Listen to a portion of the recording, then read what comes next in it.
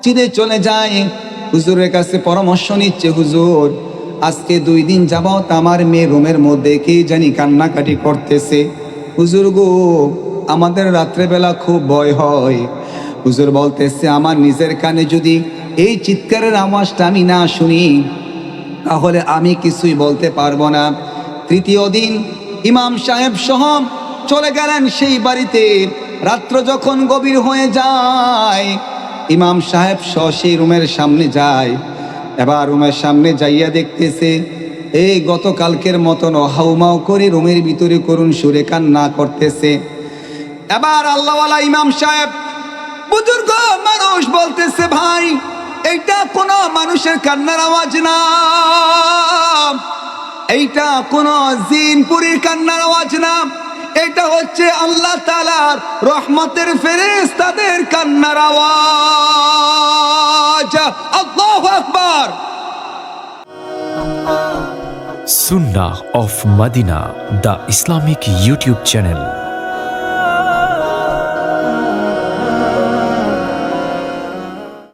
والذين يتلون كتاب الله। ও দুনিয়ার মুসলমান, এই ইমানদার বান্দা বান্দিগণ, তোমরা যদি আমি আল্লাহ তাআলার কিতাব পড়ো, ওয়াল্লাযীনা ইয়াতলুনা কিতাবাল্লাহ, কিতাব হচ্ছে আল্লাহ তাআলার যে কোরআন। যদি কোনো মানুষ আল্লাহ তাআলার এই কোরআনটাকে পাঠ করে, যদি কোনো মানুষ এই কোরআনকে মহাব্বত করে, কোরআনকে ভালোবাসে, কোরআনকে হৃদয়ের মধ্যে জায়গা দেয়, আল্লাহ পাক রব্বুল আলামিন ওই সমস্ত বান্দাদেরকে বলে, বান্দারা, তোমরা এমন একটা ব্যবসার মধ্যে হাত দিয়েছ, যেই ব্যবসার মধ্যে দুনিয়াতেও লস হবে না, আখিরাতেও লস হবে না। সুবহানাল্লাহ। দুনিয়াতেও কোনো লস হবে না, আখিরাতেও কোনো লস হবে না।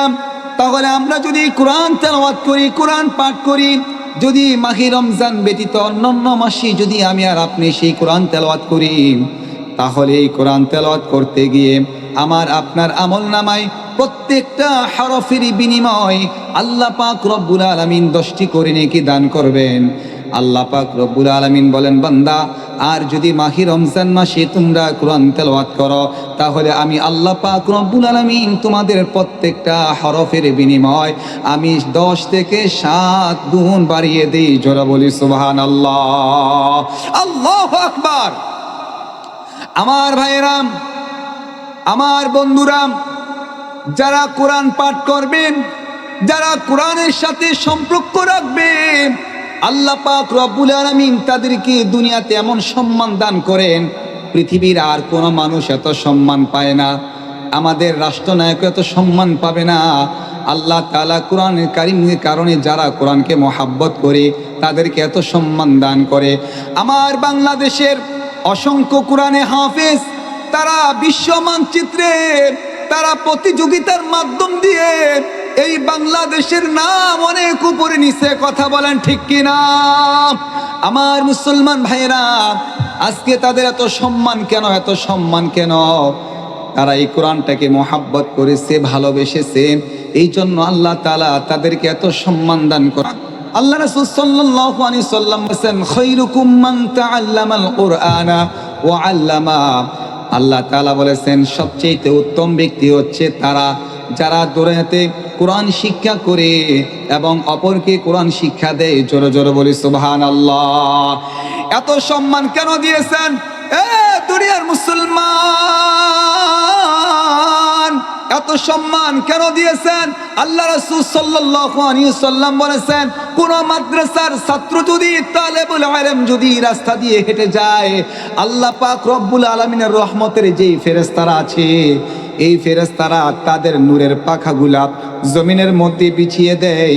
কেননা মাদ্রাসার ছাত্ররা তারা আল্লাহ তাআলার ইলমে দ্বীন শিক্ষা অর্জন করার জন্য যাচ্ছে।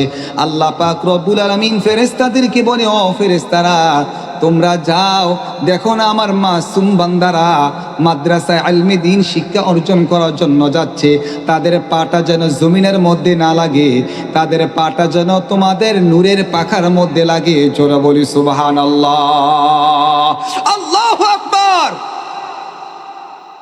এত সম্মান, এত ইজ্জত আল্লাহ তাআলা একজন মাদ্রাসার ছাত্রদেরকে দিয়েছেন। ভাই, এত ইজ্জত, এত সম্মান একজন কোরআন প্রেমিকদেরকে আল্লাহ তাআলা দিয়েছেন। আজকে আমরা অসংখ্য মানুষ আছি, কোনদিন কোরআনের একটা পৃষ্ঠাও খুলেও দেখি না এই কোরআনটার মধ্যে কি লেখা আছে, কোনদিন একটা বারও খুলে দেখি না রে ভাই। আমার মুসলমান ভাইয়েরা, ছোট্ট একটা ঘটনা উদাহরণস্বরূপ বলতেছি। উপমহাদেশের তৎকালীন যুগে একটা মাসুম বাচ্চা মেয়ে, এই মেয়েটা আল্লাহ তাআলা তাকে এত সুন্দর একটা মধুর কণ্ঠ দান করেছেন। এই মেয়েটা প্রত্যেক দিন কোরআন তেলাওয়াত করত। রাত্রে যখন সময় পেত, ওই কিছু সময় আল্লাহ তাআলার কোরআন তেলাওয়াতের মধ্যে কাটাতেন, আর কিছু সময় ঘুমের মধ্যে কাটাতেন। আল্লাহ তাআলার এই প্রেমিক বান্দি হঠাৎ আল্লাহ তাআলার হুকুমে অসুস্থ হয়ে চলে যায়। মা চোখের পানি ফেলায়, মায়ের চোখের পানি, বাবার চোখের পানি, মা কাঁদতে কাঁদতে মেয়ের জন্য চোখের পানিগুলা শুকিয়ে যায়। মা গভীর রাত্রে বেলা মেয়ের রুমের দিকে যাচ্ছে, মেয়ের সঙ্গে সঙ্গে মা মন মানাচ্ছে না। মেয়ের জামা কাপড়গুলা যদি দেখে দেখে একটু মায়ের মনের সান্ত্বনা হয়, মা গভীর রাত্রে বেলা মেয়ের রুমের সামনে যায়, দরজার সামনে যায়া দেখতেছে কে জানি হাউমাউ করে কাঁদতেছে। একজন দুইজন মানুষের কান্নার আওয়াজ না, কে যেন হাউমাউ করে কাঁদতেছে। গভীর রজনীতে মা ভয় পেয়ে যায়, আমার মেয়ের রুমের ভিতরে এত রাত্রিবেলা কে কান্নাকাটি করে, কে কান্নাকাটি করে। মা সকালবেলা স্বামীর কাছে বলতেছে, স্বামী গো, আমার মেয়ে রুমের মধ্যে রাত্রেবেলা কে জানি কান্নাকাটি করে। স্বামী বিশ্বাস করে না, শ্বশুরের কাছে বলেছে, শ্বশুর বিশ্বাস করে না। এবার স্বামী বলতেছে, ওগো প্রাণের বিবি, আজকে রাত্রে আমি সেই রুমের মধ্যে যাব, যদি আমি নিজের কানে না শুনি আমি তা বিশ্বাস করতে পারবো না। আজকে রাত্রেও স্বামী এবং স্ত্রী মিলে দুইজন যখন মেয়ের রুমের সামনে গেলেন, আজকে রাত্রেও দেখতেছে কে জানি হাউমাউ হাউমাউ করে কাঁদতেছে। এত মধুর সুরে কান্নার আওয়াজ, এত মধুর সুরের কান্নার আওয়াজ। আমার মুসলমান ভাইরাম, ফজরের আজান হয়ে যায়, স্বামী দৌড়ে মসজিদে চলে যায়, হুজুরের কাছে পরামর্শ নিচ্ছে, হুজুর আজকে 2 দিন যাবত আমার মেয়ে রুমের মধ্যে কে জানি কান্নাকাটি করতেছে। হুজুর গো, আমাদের রাত্রেবেলা খুব ভয় হয়। হুজুর বলতেছে, আমার নিজের কানে যদি এই চিৎকারের আওয়াজটা আমি না শুনি তাহলে আমি কিছুই বলতে পারবো না। 3য় দিন ইমাম সাহেব সহ চলে গেলেন সেই বাড়িতে। রাত্র যখন গভীর হয়ে যায়, ইমাম সাহেব সহ সেই রুমের সামনে যায়। এবার রুমের সামনে যাইয়া দেখতেছে এই গতকালকের মতন হাউমাউ করে রুমের ভিতরে করুণ সুরে কান্না করতেছে। এবার আল্লাহওয়ালা ইমাম সাহেব, বুজুর্গ মানুষ বলতেছে, ভাই এইটা কোনো মানুষের কান্নার আওয়াজ না, এইটা কোনো জিনপুরীর কান্নার আওয়াজ না, এটা হচ্ছে আল্লাহ তাআলার রহমতের ফেরেশতাদের কান্নার আওয়াজ। আল্লাহু আকবার। এটা আল্লাহ তাআলার রহমতের ফেরেশতাদের কান্নার আওয়াজ। আপনার মেয়ে রাত্রে বেলা এমন সময় এই জায়গায় বসে বসে রুমের মধ্যে কোরআন তেলাওয়াত করত, আর রহমতের ফেরেশতারা এসে এসে সেই কোরআন তেলাওয়াত শুনতো। আজকে কয়েকদিন হয়ে যায়, আপনার মেয়ে মারা গেছে, কিন্তু তার কোরআনের আওয়াজ তারা আর শুনতে পায় না। এই জন্য এই মেয়েটার মৃত্যুর শোকে শোকে প্রত্যেক দিন এসে এসে আল্লাহর রহমতের ফেরেশতারা প্রত্যেক দিন এইভাবে কান্নাকাটি করে। জোরে বলে সুবহানাল্লাহ। আমার মুসলমান ভাইয়েরাম, পর্দার আড়ালের মা বোনেরাম, আজকে আমরা এমন স্বার্থপর হয়েছি, মা কোনদিন কোরআনটা খুলেও দেখি না, কোনদিন কোরআনে কি লিখেছে তাও আমরা দেখি না, এই কোরআনের মধ্যে কি বলেছে আমরা তাও দেখি না। এমন নিষ্ঠুর কেন হয়ে গেলাম? অথচ এই কিতাবটা আল্লাহ তাআলা আমাদেরকে দান করেছে। এই কিতাবটা যদি আমরা দিলের মধ্যে গ্রহণ করি, এই কিতাবটা যদি আমরা বুকের মধ্যে গ্রহণ করি, তাহলে এই মানুষকে আল্লাহ তাআলা দুনিয়াতে সম্মান দান করে আখেরাত সম্মান দান করে, কথা বলেন ঠিক কিনা? এত সম্মান, এত ইজ্জত কোরআন পড়নেওয়ালা যদি কোরআন তেলাওয়াত করে, আল্লাহ তাআলা তার সম্মানটা উপরের দিকে দিয়ে দেয়। আজকে উলামায়ে কেরামদের এত সম্মান কেন আল্লাহ তাআলা দিয়েছে রে ভাই? ওলামায়ে কেরামরাই কোরআনটাকে সিনার মধ্যে নিয়েছে। আপনি যদি কোরআনটাকে সিনার মধ্যে নেন, আল্লাহ তাআলা দুনিয়াতেও আপনি সম্মান দিবে, আখেরাতেও সম্মান আছে নাকি নাই? আরো জোরে বলেন, আছে নাকি নাই? আখেরাতেও সম্মানের অভাব নাই। কিয়ামতের ময়দানে যখন আপনি এই কোরআনতে মোহাব্বত করেছেন, কিয়ামতের ময়দানে এই কোরআন আপনাকে কবর থেকে কিয়ামতের ময়দানে উঠাবে। চলো চলো, আমি তোমাকে নিতে এসেছি। আমি বলবো, তুমি কে? তুমি কে? এই কোরআন বলবে, আমি কোরআন। দুনিয়াতে বান্দা তুমি আমাকে মোহাব্বত করেছো, আজকে কিয়ামতের ময়দানে আমি তোমাকে নিয়ে যাব। জোরে বলি সুবহানাল্লাহ। কিয়ামতের ময়দানে আমি তোমাকে নিয়ে যাব। আল্লাহর কাঠগড়ার মধ্যে যখন তুমি দাঁড়াবা, আমি কোরআন তোমার পাশে থাকবো। আল্লাহু আকবার। আমি কোরআন তোমার পাশে থাকবো। তুমি যা কিছু তোমার প্রয়োজন হোক সব আমি কোরআন বলবো, চলো তুমি আমার সাথে চলো, কিয়ামতের ময়দানে আমি তোমার সাথে যাব। আজকে আমার ভাইয়েরা, আমরা আজকে কোরআনকে আজও মহব্বত করতে পারি না। আমার মা বোনেরা ফজরের নামাজ পড়তেও পারে না, রাত ভরে মোবাইল দেখতে দেখতে দেখতে দেখতে আমার মা বোনদের আর ফজরের নামাজের সময় তাদের জন্য হয় না। কোনো রমে ঘুম থেকে উঠিয়া দাঁত ব্রাশ করিয়া নাস্তা খেতে বসে যায়। এ মা, তোমার কি লজ্জা লাগে না? এ ভাই, তোমার কি লজ্জা লাগে না যে আল্লাহ তোমাকে ঘুম নামক একটা নিয়ামত দান করেছে? এই আল্লাহ তাআলার ঘুম পাইয়া তুমি ঘুমাইছ, অথচ ফজরের আজান হয়েছে, তোমার কানের মধ্যে আজান গেছে, আসসালাতু খায়রুম মিনান নাওম, ঘুম থেকে নামাজ উত্তম। বান্দা ওঠো, নামাজ পড়ো, আল্লাহ তাআলার হুকুম আদায় করো। আল্লাহ তাআলার ডাক তোমার জন্য এসেছে। তুমি এই শব্দটা শোনার পর কম্বলটা মুড়ি দিয়া কিভাবে তুমি ঘুমাও? তোমার দিলের ভিতরে কি একটা বারও ধাক্কা লাগে না? এ বান্দা, তুমি তো কালেমা পড়েছো, লা ইলাহা ইল্লাল্লাহু মুহাম্মাদুর রাসূলুল্লাহ। তুমি তো কালেমার ঘরটার ভিতরে প্রবেশ করছো।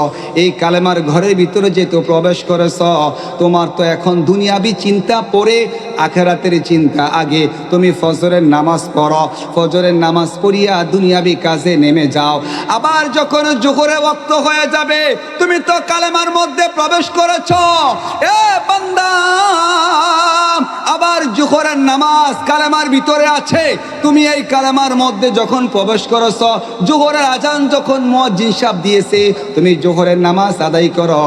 আবার যখন আসর হয়ে গেছে, আসরের নামাজ আদায় করো।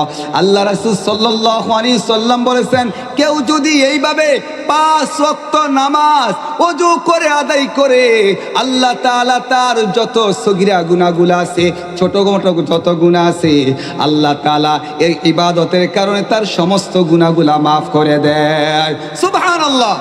এই জন্য আমার প্রিয় ভাইয়েরা, পর্দার আড়ালের মা বোনেরা, আমরা দুনিয়াতে এসেছি, কয়দিন থাকবো? বেশি দিন সময় থাকার জায়গা না।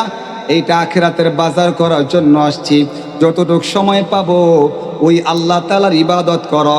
আল্লাহ চাইলে তোমাকে বোবা বানাইতে পারতেন, আল্লাহ চাইলে তোমাকে অন্ধ বানাইতে পারতেন, আল্লাহ চাইলে তোমাকে 2টা হাত পঙ্গু করে দিতে পারতেন, আল্লাহ চাইলে 2টা পা তোমাকে ল্যাংড়া করে দিতে পারতেন, কিন্তু আল্লাহ তাআলা তা করেন নাই। আল্লাহ তাআলা তোমাকে সুস্থ মানুষ হিসাবে একজন বানিয়েছে। এ বান্দা, তোমাদেরকে আমি সুস্থ বানাইলাম এই জন্য তোমরা আমার ইবাদত করবা, তোমরা আমার হুকুম মানবা, তোমরা আমার কথা শুনবা। এতে তোমাদের লাভ হবে। লাভ কি? আমি আল্লাহ তোমাদেরকে দুনিয়াতে এই ইবাদত করার কারণে আমি আল্লাহ তোমার জন্য জান্নাত রেখে দিলাম। জোরে জোরে বলি সুবহানাল্লাহ, আল্লাহু আকবার। আজকে আমরা এই ইবাদত করতে চাই, করি কয়জনে? কয়জনে? মানে একটা সমাজের মধ্যে 100 থেকে 200 300 চুলা থাকে, প্রত্যেকটা সমাজের মধ্যে 4 থেকে 500 নামাজি থাকে। ফজরের সময় 10-15 জন মুসল্লি বিচারা পাওয়া যায় না। কথা বলেন ঠিক কিনা? লজ্জা করে না তোমাদেরকে লজ্জা করে না? কিভাবে ঘুমাও? কিভাবে আল্লাহর হুকুম তোমরা পালন করো না? আজকে অসংখ্য মানুষ খালি শুয়ে শুয়ে চিন্তা করে, আরে আমার 3টা ফুট 4টা ফুট আল্লাহ তাআলা দিছে, তা করে দুনিয়াতে কিচ্ছু দিয়া যাইতাম না, তাদেরকে দুনিয়াতে কোনো কিছু করে যাইতে পারলাম না। শুধু এই আফসোস করতে করতে মানুষ দুনিয়াতে চলে যায়। কথা বলেন ঠিক কিনা? ওই বলদের করে বলদ, এই তুই দুনিয়াতে তোর পুতেরে বিল্ডিং করে দিতে পারছ না, আফসোস করস। তোর পুতেরে টাকা পয়সার মালিক বানাইতে পারছ না, আফসোস করস। এই তুই যে মরবি, মরার পরে যে তোর জানাজা তোর পুতে পড়তে পারবে না, এই আফসোসটা কোনোদিন করস নাই। কথা বলেন ঠিক কিনা? এই আফসোস কোনোদিন করে নাই। মরার পরে তোর ফুতে যে তোর কবরটার পাশে দাঁড়াইয়া রব্বির হামহুমা কামা রব্বায়ানি সগীরা, এই শব্দটা ব্যবহার করবে, এই আদর্শটা, এই পড়াটা কোনোদিন শিখাই যেতে পারস নাই। তোর আফসোসের শেষ হয় না। কথা বলেন ঠিক কিনা? তোর আফসোসের শেষ নাই।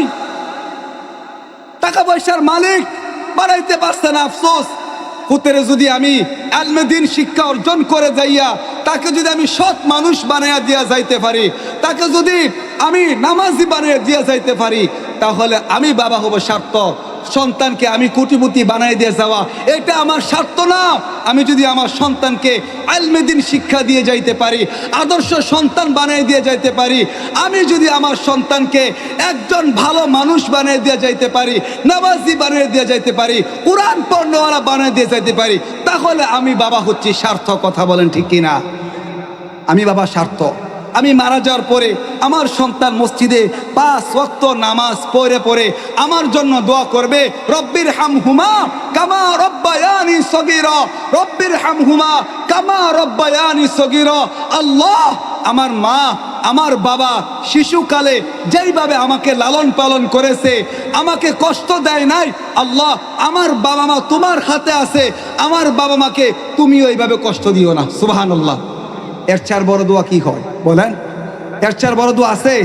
কয়জনের সন্তান বাপে মসজিদে যায়, ফুতে নাকতেন না ঘুমায়, ডাক দেয় না, বাপে খায়, ফুতেও নামাজ না পড়ে খায়, কোনোদিন কয় না তুই আজকে নামাজ পড়স নাই, তোর খানা বন্ধ, তোরে খানা দিতাম না। এই কথাটাও কোনোদিন কোনো বাবা সহজে বলে না। কথা বলেন ঠিক কিনা? কেন আজকে আমরা সন্তানকে আদর্শ শিক্ষা দিতে পারি না? ছোটকাল থেকে এই সন্তানকে আদর্শ শিক্ষিত করেন, তাহলে আপনার দুনিয়া তো শান্তি, আপনি মরে যাওয়ার পরও আপনার শান্তি। আপনি যদি দেখে যান আপনার ছেলেটা 5 ওয়াক্ত নামাজ পড়ে, আপনি যদি দেখে যান আপনার মেয়েটা 5 ওয়াক্ত নামাজ পড়ে, আপনি যদি দেখে যান আপনার মেয়েটা ছেলেটা প্রত্যেক দিন ফজরের নামাজ পড়া কোরআন শিক্ষা নিয়ে বইছে, তেলাওয়াত করতেছে, তাহলে আপনার জীবন ধন্য। আপনি বুক ফুলে বলতে পারবেন যে আল্লাহ, আমি আমার সন্তানকে ইলমে দ্বীন শিক্ষা দিয়েছি, আমার সন্তানকে নামাজি বানাইছি, আমার সন্তানকে সৎ বানাইছি, আমার সন্তানকে নেককার বানিয়ে দিয়েছি। আল্লাহ, তুমি আমাকে দান করছো, আমি তোমার দায়িত্ব পালন করে আসছি, বাকিরা তোমার হাতে ছেড়ে দিলাম। কথা বলেন ঠিক কিনা? এই চিন্তাটা কোনোদিন করছি না? 5 তলা বাড়ি করতেছি না, এই আফসোসের শেষ নাই। একটা ভূতেরে বিল্ডিং করে দিতে পারছি না, জমিন রেখা দিতে পারছি না, ঘর দিতে পারছি না, এই আফসোস করতে করতে আবার জীবনটা শেষ। অথচ আবার এই আফসোসটা করে না যে আমার সন্তান যে আখেরাত আছে, আখেরাত জান্নাত আছে, ওই জায়গায় বাড়ি ঘরের প্রয়োজন, সুখে শান্তি থাকার প্রয়োজন, এই আফসোসটা বাবা মার নাই। আল্লাহ তাআলা আমাদেরকে বোঝার তৌফিক দান করুক। আমরা সকলে বলি আমিন। আল্লাহ তাআলা যেন আমাকে এবং আপনাদের সবাইকে, আমি যে 2-4টা কথা বলেছি, আমার কলিজার টুকরা মা বোনদেরকে যেন এই কথাগুলো আমল করা তৌফিক দান করে।